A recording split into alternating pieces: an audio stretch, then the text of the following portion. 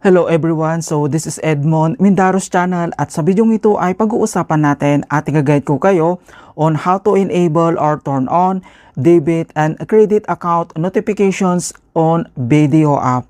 So dito naman sa ating video app ay pwede natin i-turn on yung ating account notifications para ma-notify tayo via text message or app notifications kung may ma-receive tayong PAN from any e-wallet or bank transfer ng ating debit at credit account. Kaya kung hindi mo kabisado kung paano yan gawin, then stay tuned ka lang at start na natin.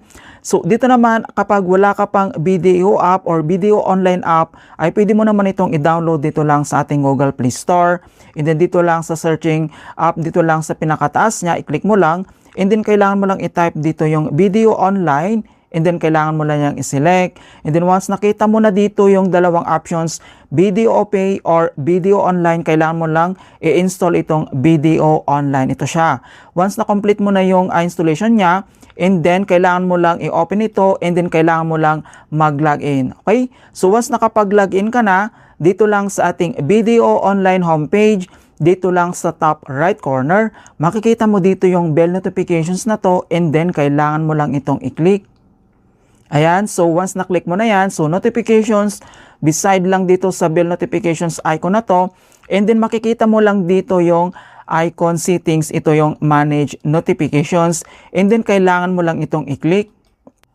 Pagka-click mo dito yung icon settings, so makikita mo naman dito yung manage notifications, may dalawang option dito. So transaction notifications and then account notifications. So kailangan mo lang i-select dito yung account notifications, get notified, your account status and activities, and then kailangan mo lang itong i-click. Ayan, so once na-click mo na yan, so account notifications, so choose an account. Okay, so select ka lang dito kung ano yung account na gusto mong ma-turn on yung kanyang notifications ng debit and then credit. Okay, so makikita mo naman dito na isang account lang tayo dito, yung ating BDO savings account, and then kailangan mo lang itong itap. And then remind ko lang, so mayroon naman ditong napakahalagang notifications na makikita mo dito na notifications are not available for credit cards, loans, time deposit, and trust investment. Ayan, so remind ko lang na kailangan mo lang aware ka dito yung notifications kapag tinurn on natin. And then next step, kailangan mo lang itap dito yung ating BDO account. Pagka-tap mo yan, dito na tayo sa notification details. So nandito naman yung ating BDO savings account, and then may dalawang option dito, balance and then debit and then credit. So, kailangan mo lang i-select dito yung debit and credit. So, get notified when money is debited from or credited to your account. So, mas maganda naman talaga na naka-turn on ito or naka-enable para at least alam natin kapag may pumasok dito lang sa ating account. So, makikita mo kaagad dito sa ating mobile phone. So, hindi mo na kailangan pa na mag-login or mag-login para i-check mo kung mayroon kang hinihintay or may hinihintay kang remittance na gusto mo makita kung pumasok na dito sa ating video savings account. At least makikita naman kaagad natin. Okay, so kung paano ba natin ito i-turn on, then next step, kailangan mo lang i-tap dito yung debit and credit, and then tap mo lang.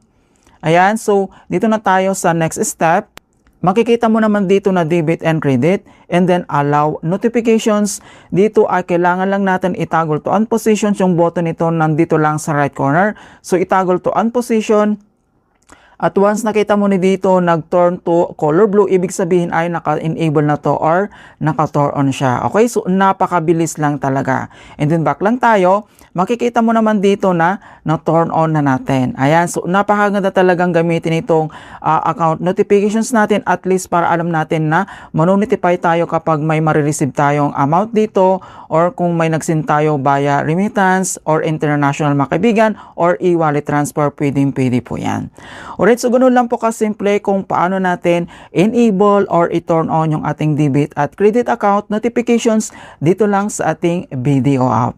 Alright, in hope na nakapagbigay ako ng konting kalaman at guide tungkol sa video app tutorials. Thank you guys and see you in my next tutorials.